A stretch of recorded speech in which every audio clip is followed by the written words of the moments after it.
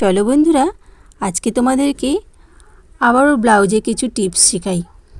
যারা আমার নতুন বন্ধুরা আছো, যারা নতুন নতুন সেলাইয়ের কাজ করছো, তাদের জন্য কিন্তু এটা খুবই উপকারী। আবার অনেকেই তোমরা যারা বলছো যে দিদি নতুন ভিডিও দিচ্ছ না কেন, এখন পুজোর কাজ খুব চাপ, তাই ভিডিও দিতে পারছি না। পুজোর পরে অনেক ভিডিও দেব, অনেক টিপস আছে।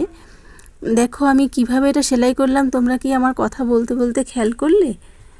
আমি কোনো আস্তরের সাথে কোনো সেলাই দেইনি, চারিদিকে বল পিন মেরে নিয়েছি।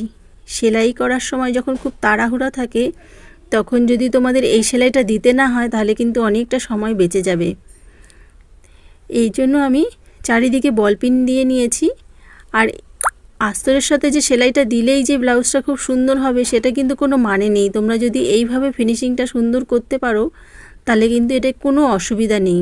ওই সেলাইটা দেওয়া হয় তার কারণ খুলে না যায়। এবার তোমরা যদি এটা এইভাবে সেলাই করে নিতে পারো, এর কিন্তু খুবই সুন্দর হবে। এবার এস পার্টটা দেখো, এস পার্টটার মধ্যেও আমি বল পিনটা লাগিয়ে নিয়েছি, তারপরে এইভাবে সেলাই করে দিচ্ছি। তোমরা এইভাবে সেলাই করে দেখো, ব্রাকাট ব্লাউজ কত তাড়াতাড়ি হয়ে যাবে। আমিও সেলাই করে নিতাম এতদিন, কিন্তু এইভাবে যখন দেখেছি, তারপর থেকে আমি এইভাবে সেলাই করছি।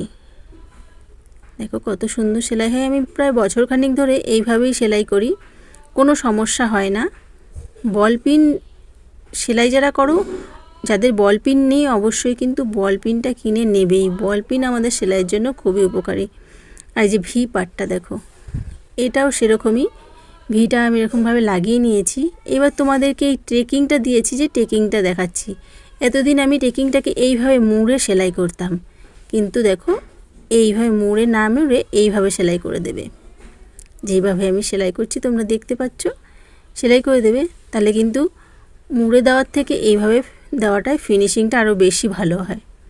তাই আমার এই টিপসগুলো তোমাদের কেমন লাগলো, তোমরা কিন্তু অবশ্যই কমেন্টস করে জানিও। আর তোমরা যা যা রিকোয়েস্ট করছো, যা যা ভিডিও দেখতে চাইছো, আমি সব ভিডিও তোমাদেরকে দেখাবো।